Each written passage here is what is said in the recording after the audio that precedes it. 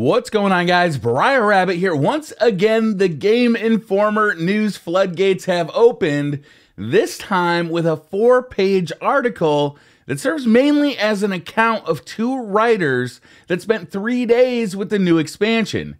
Most of this article is filled with impressions and feelings, but there are some interesting tidbits of previously unknown info, as well as a pretty major contradiction to something we thought we did know, but maybe we didn't.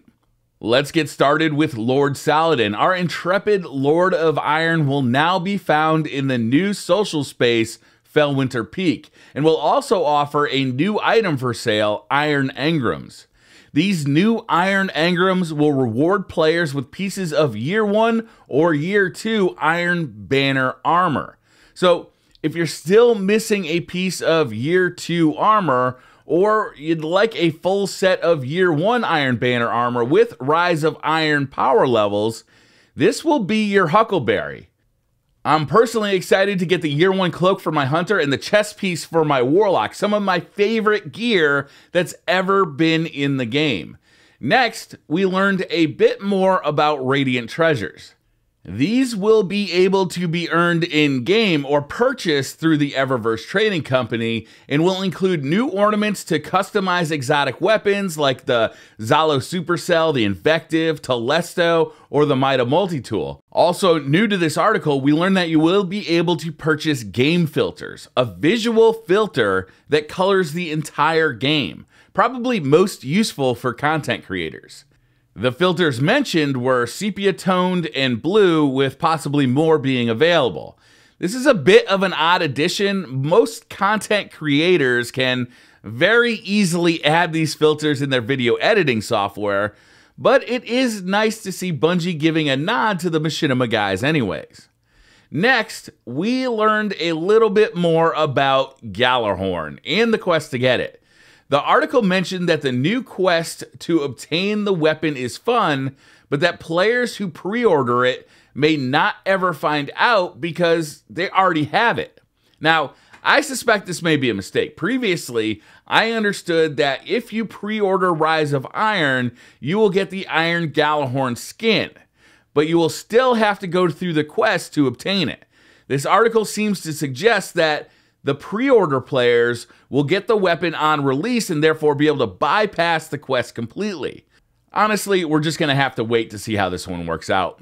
Regardless, Game Informer did have some nice things to say about the G-Horn quest, and stated that it is very similar to the quests in the Taken King that led our Guardians to obtaining their new subclasses.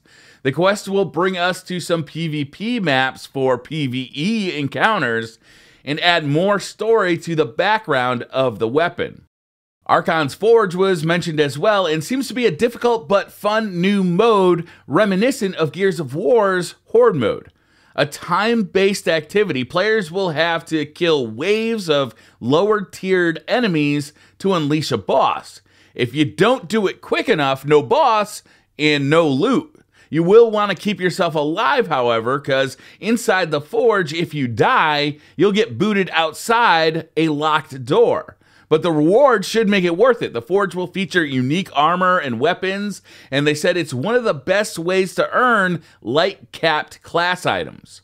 Briefly, ornaments were mentioned along with the Trials ornaments that will be available to those skillful enough to get to the lighthouse. There will also be a set only available through challenge modes of the new Wrath of the Machine raid.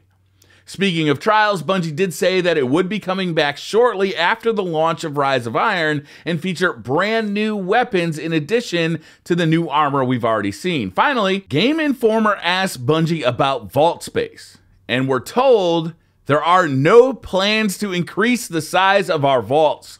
This seems to fly in the face of a tweet from Eric Osborne, who said that vault space would not be an issue moving forward with Rise of Iron. Or does it? Could Bungie have a new system in mind for storing all the gear we collect in our adventures? Maybe tying our inventories to our ships? Or an in-game menu from which we can access any item in our inventory?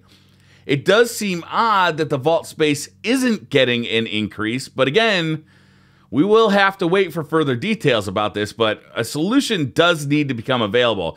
My vault, I can tell you, is absolutely packed right now. I don't really want to delete much of anything that's in there because it all does have value, and I know I'm going to be wanting to collect a lot of new stuff with Rise of Iron, so a solution here I really would like to see forthcoming promptly.